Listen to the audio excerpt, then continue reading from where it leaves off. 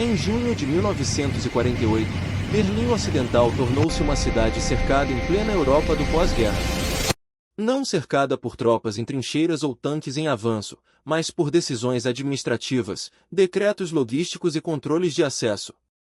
A crise que ficou conhecida como Bloqueio de Berlim costuma ser lembrada pelo heroísmo da ponte aérea que salvou a cidade. O que quase nunca é tratado com o devido peso é o fato de que aquele bloqueio não surgiu do nada.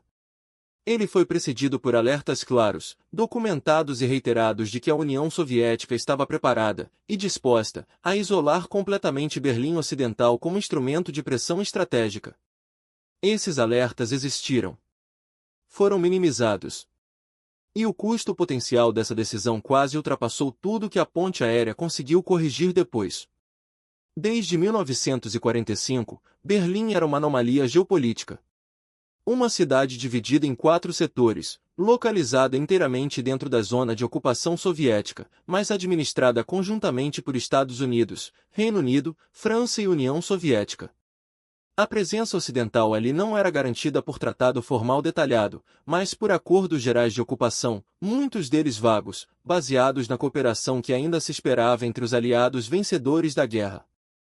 Já em 1946 e 1947, relatórios militares e diplomáticos britânicos e americanos apontavam um problema concreto: todos os acessos terrestres, ferroviários e fluviais a Berlim Ocidental passavam por território controlado pelos soviéticos. Não havia garantias jurídicas sólidas que impedissem Moscou de interromper esses acessos se julgasse conveniente. Esse não era um medo abstrato. Era um fato logístico incontestável. O alerta mais direto veio na forma de memorandos internos dos governos britânico e americano ainda em 1947. Oficiais do Foreign Office e do Departamento de Estado alertaram que qualquer tentativa de integração econômica da Alemanha Ocidental, especialmente por meio de uma reforma monetária, poderia ser interpretada pelos soviéticos como uma violação do espírito dos Acordos de Potsdam. Esses documentos registram explicitamente a possibilidade de retaliação soviética em Berlim. A palavra bloqueio aparece mais de uma vez. Não como hipótese remota, mas como cenário plausível. Além disso, comandantes militares aliados em Berlim relataram exercícios administrativos soviéticos que simulavam interrupções de tráfego, atrasos deliberados em trens e inspeções prolongadas em comboios ocidentais. Eram sinais técnicos claros de que soviéticos testavam sua capacidade de estrangular a cidade sem disparar um tiro.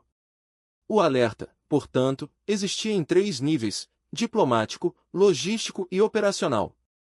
Ele dizia, em essência, algo simples e desconfortável: Berlim Ocidental sobrevivia apenas enquanto Moscou aceitasse essa situação.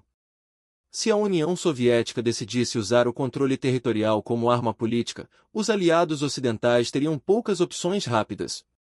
Mesmo assim, a decisão tomada em 1948 foi avançar com a reforma monetária na Alemanha Ocidental e, crucialmente, introduzir o novo marco alemão também em Berlim Ocidental. Do ponto de vista econômico, a medida fazia sentido. A inflação corroía a vida cotidiana, o mercado negro dominava, e a reconstrução dependia de uma moeda funcional. O problema não era a lógica econômica. Era a leitura política do risco.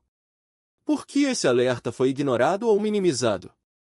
Não por estupidez, nem por conspiração, mas por uma combinação clássica de fatores humanos documentados. O primeiro foi o excesso de confiança. Após a Segunda Guerra, havia entre líderes americanos e britânicos a convicção de que os soviéticos não ousariam uma ação tão agressiva em Berlim por medo de escalada militar direta. Essa crença aparece em atas de reuniões do Departamento de Estado e do Gabinete Britânico. A avaliação dominante era de que Moscou protestaria, talvez criaria dificuldades, mas acabaria recuando diante da determinação ocidental. Era uma leitura baseada mais em desejo estratégico do que em análise fria do poder de barganha soviético naquele ponto específico. O segundo fator foi a pressão política interna. Em 1947 e 1948, os Estados Unidos estavam comprometidos com o Plano Marshall e com a recuperação visível da Europa Ocidental. Havia pressa por resultados concretos, que demonstrassem aos eleitores e aos aliados que o investimento americano estava funcionando. Adiar a reforma monetária por medo de retaliação soviética parecia, para muitos decisores, uma concessão inaceitável.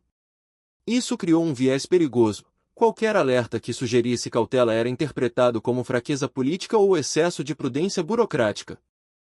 O terceiro fator foi a fragmentação da responsabilidade. Nenhum ator isolado decidiu ignorar o risco do bloqueio. Cada instância assumiu que outra havia feito a avaliação final. Diplomatas confiaram em militares, militares confiaram em políticos, e ambos confiaram na ideia difusa de que os soviéticos não irão tão longe. Esse tipo de pensamento de grupo é recorrente em decisões de alto nível. Quando todos compartilham a mesma suposição confortável, ela deixa de ser questionada. Quando o bloqueio começou, em 24 de junho de 1948, ele foi imediato e quase total.